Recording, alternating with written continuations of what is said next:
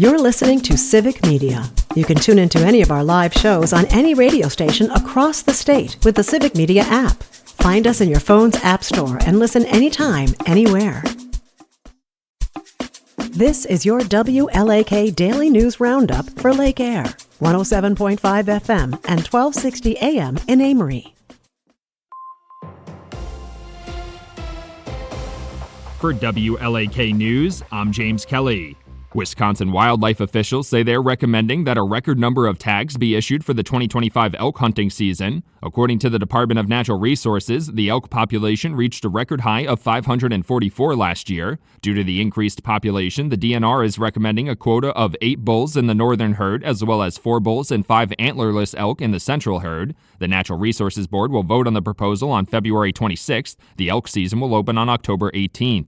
A new addition to an indoor sports complex in Duluth is reaching its final stages. According to the owners, the Elite Sports Complex near West 1st Street and North 46th Avenue West is currently in Phase 2 of its planned construction. Following the first phase of construction, the 48,000-square-foot facility featured pickleball courts, basketball shooting machines, turf quads, and batting cages. Phase 2 of construction will wrap up in the coming months, bringing an additional 60,000 square feet of athletic facilities.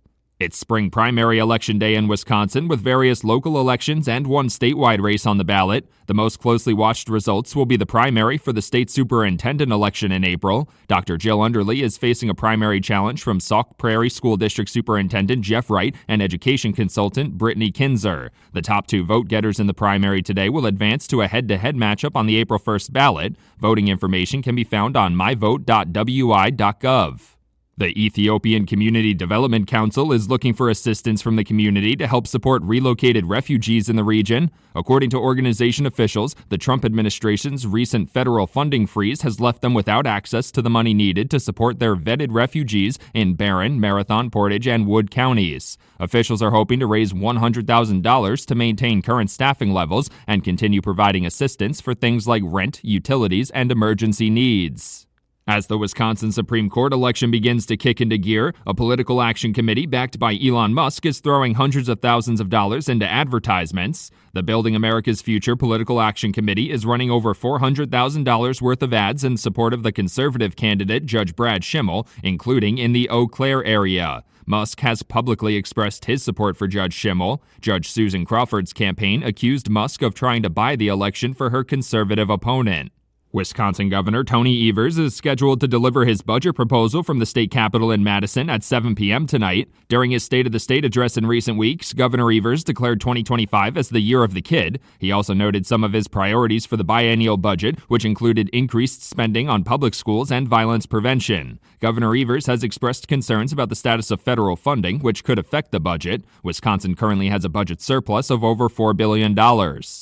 Rice Lake area school district officials say they saw a slight decrease in student enrollment since September. According to district officials, 12 students are no longer part of the district as of their January count. The decrease is not a massive change in the total student population of over 2,000, but decreasing enrollment has commonly been cited as a driving factor for districts proposing operational referendums to meet their funding needs. The September count is the one included in the rolling 3-year averages to determine revenue limits.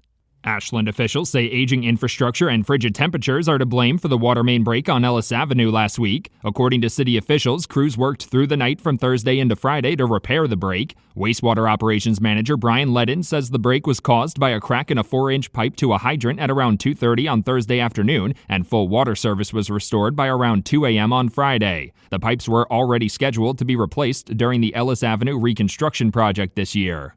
State lawmakers are again considering an extension of Medicaid coverage for postpartum mothers. The legislation has wide bipartisan support, but not from Assembly Speaker Robin Vos, who says it's unlikely it will become law this session. The extension would allow mothers on Medicaid to receive a full year of coverage to protect against a number of post-birth medical issues. A similar proposal is advancing through the Arkansas state legislature, and if that passes, Wisconsin would be the only state in the country to not offer the expanded coverage. The Wisconsin Department of Trade and Consumer Protection is encouraging high school juniors to apply for the Wisconsin Agriculture Youth Council. According to a press release, the agency is hoping to have 15 members in total, with at least one from each of the 9 council districts. The council is meant to help students interested in an agricultural career learn about the challenges facing the industry, sources of assistance, and increase awareness of agricultural policy development. Applications must be submitted by March 31st. For WLAK News, I'm James Kelly. It's the Badgers and Illinois. Hi, I'm Mike Clemens with sports. Tonight at the Kohl Center, it's Wisconsin against the Fighting Illini. Now, the last time these two teams met, Illinois won 86-80. The Badgers now ranked 11th in the nation. Head basketball coach Greg Gard on tonight's game. Yeah, I think we're better on both ends of the floor, but obviously a really good team, a lot of talent. You know, when they're playing well, they're really, really good. So it's going to be a challenge for us and a good measuring stick to see where we have come from early December. Number 16th ranked Marquette at home tonight in Milwaukee against Seton Hall. Baseball in Arizona. Brewers manager Pat Murphy asked about 22-year-old Jefferson Cairo coming back from surgery, and Murph is excited about the young catcher's future. He's the right kid. He's got the right makeup, the right approach to the game, but coached well, parented well, because that dude's special. Just mark it down. When I'm around a great one and I can smell it. He smells like he's going to be a great one. That's Brewers manager Pat Murphy with Sports. I'm Mike Clemens.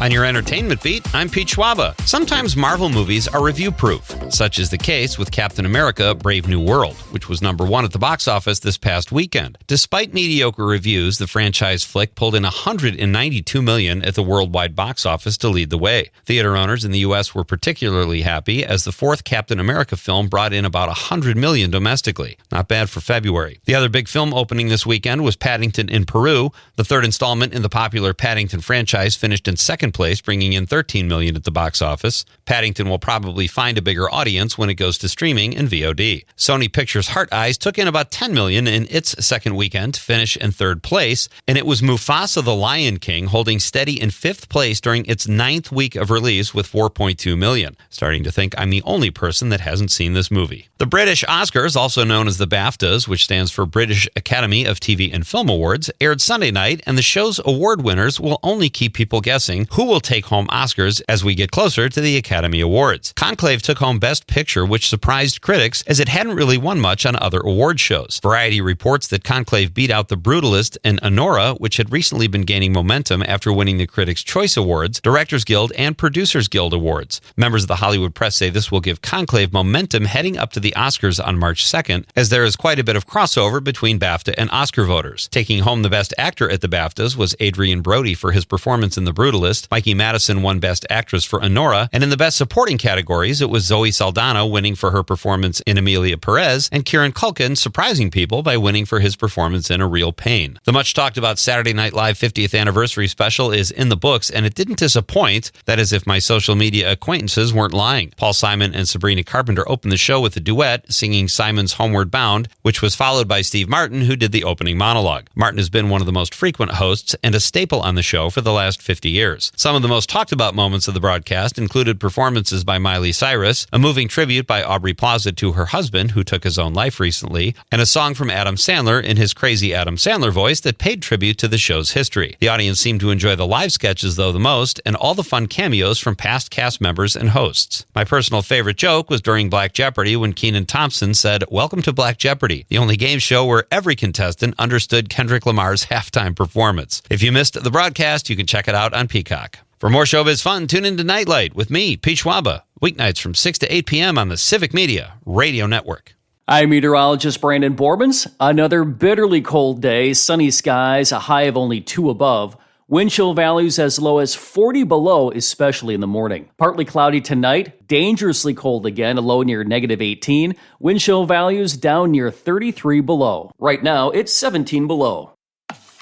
That's your WLAK Daily News Roundup from Civic Media.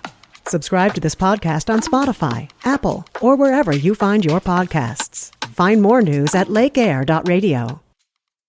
The national news cycle never stops. but it can be hard to find news about your local community. Civic Media is dedicated to providing quality local and state news coverage across Wisconsin. With the Civic Media app, you can get notifications about local stories that matter to you and your community. Find the free Civic Media app in your phone's app store and choose notifications from the menu to tell us what kind of news you want to hear about.